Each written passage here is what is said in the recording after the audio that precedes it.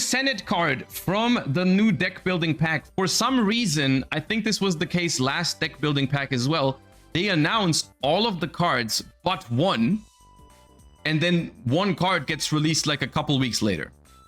And so what this means is we are also going to expect another card for the, what's it called, Xenovaders or Tri-Realm, and as well as the what was the other one called, dude? I forget.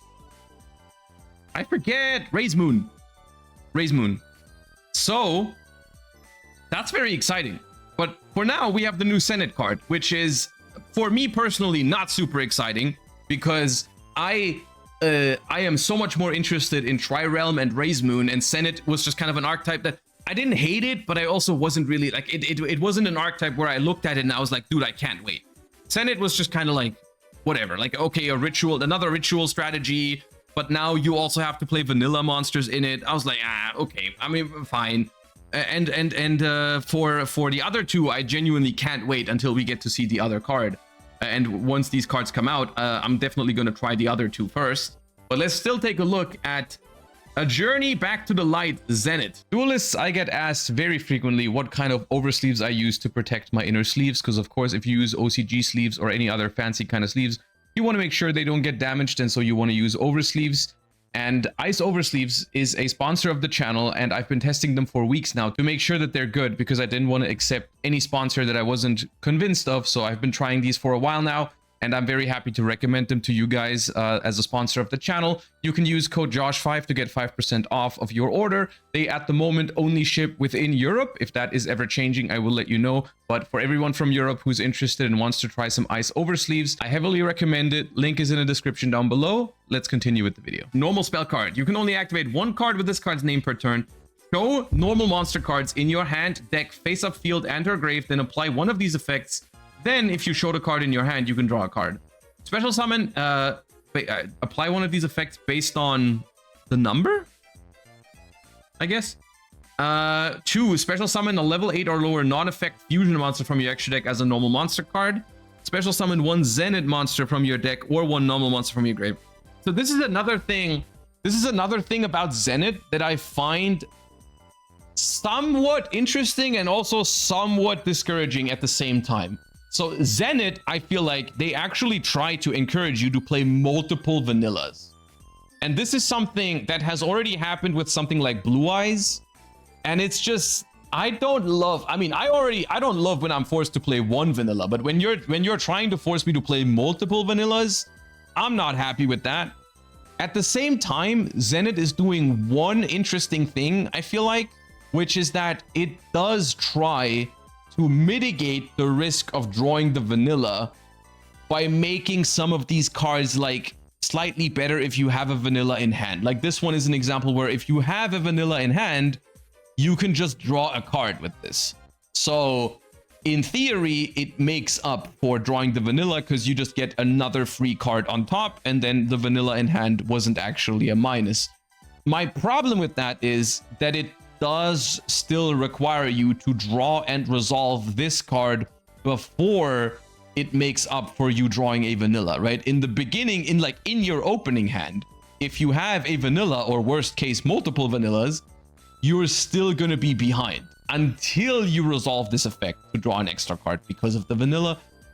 You're still gonna just have a dead card in your hand pretty much, right? So, and then here's the thing, the payoff for this doesn't even feel that great. I mean, okay, if you only play 2 vanillas, and only is a big caveat here, because playing 2 vanillas is already a pretty big downside. I still remember when I played Beansmith Primite with 2 vanillas, like the Summon Skull and the Dippity. That felt horrible because you drew 1 or 2 vanillas so often. And in that deck, one of the vanillas was actually a Light Fiend, so it wasn't even that bad to draw, but it still felt bad. And the same is true for Blue Eyes, right? Which is like, whenever you draw Blue Eyes in it, they gave you ways to mitigate it, because it's like, well, you can discard it for wishes, but that still requires you to have wishes or access to wishes, and that's not always the case. And so, I don't know, it's weird that this deck is forcing you to play multiple vanillas. And I mean, in the case of this card, this card is only even playable if you play 3. Like, this second effect is not good enough. If I'm playing 2 copies of vanillas, then I might as well play 3, because then I can special any Sennet from the deck. Like, that's a good effect. Don't get me wrong. Special summon any Sennet from the deck is good. Plus the potential to draw a card if you have a vanilla in hand is good. That is a... In the context of the Sennet deck, this is a good card. It is a good card. But I still don't love the deck because I still have to play 3 vanillas at least. This was a missed opportunity to consider to focus vanilla pendulums. I agree with you. That could have been cool, actually. One way to make this deck work is to give it vanilla pendulums, because those could have still had an effect when you draw it in the pendulum scale. It's actually a very good call. Yeah, I think that would have been really cool if they gave this deck its own like vanilla pendulum that just does something very small when you draw it, but it acts as a vanilla in your deck to fulfill the requirements of your cards. That could have been neat. Yeah, that could have been neat. I agree with you. But it's just the way it works right now, I just feel like it's a little uninspired. And I wonder why they do this whole focus on vanilla monsters, because I can imagine that the reason is, well, because this is something that also happened with Primite to an extent. With Primite, because it didn't matter what vanilla you chose, I think there is a subset of like casual players who will then just take it as an opportunity to play like to build a deck around their favorite old school vanilla, whether it's like Blue Eyes or whether it's Dark Magician or whether it's Red Eyes or whether it's Summon Skull or whatever. Like, I feel like this is just a roundabout way of making legacy support for any old vanilla monster that people might be a fan of, right? And of course, for Primite, for example, like, it was never good to play Primite with Red Eyes, but I think that doesn't really matter if it's just meant to be like a somewhat casual deck, but more powerful in the modern context than what it would be otherwise. And I think this is something that Sennet is also kind of doing, because so far I didn't see a single card in Sennet that is dictating to you which vanilla you play. Like, you can literally play any vanilla you want in Sennet, because all you need is to like tribute them for your rituals or whatever sometimes. But most of the time you're just revealing whatever one you chose to play. It doesn't matter. And so maybe they think that this is something that people like. I mean, I guess, did you guys feel like the Primate engine was successful in terms of like its... I think so, right? Like, Primate was successful. And not only because of its use in Blue Eyes. I think a lot of people liked it also because it let them play other stuff. Like, I saw people play Primate Dark Magician.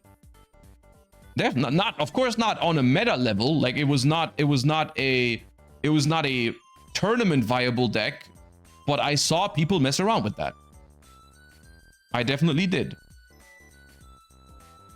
So Primate was kind of like both, right? Primate was good for competitive, or it was good in competitive Yu-Gi-Oh!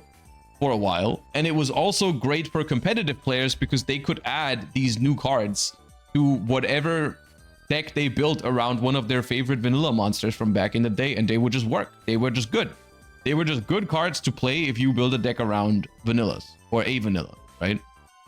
And I think that might be the reason what they're doing with Sennet here. So from the perspective of casual players, this archetype might be sweet. Like, I can genuinely see some old like Yu-Gi-Oh players who are not super into current competitive look at this pack and think that Sennet is like their favorite archetype out of it.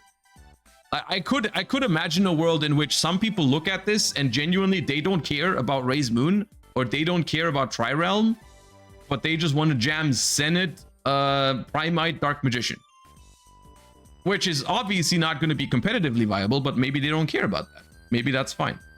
And that's why I don't hate Sennet. I just am not interested in it myself, because I don't think I'm the target audience for Sennet. And I generally don't think that competitive Yu-Gi-Oh! In the first place is the target audience for Zenit, because I don't think these cards are that good.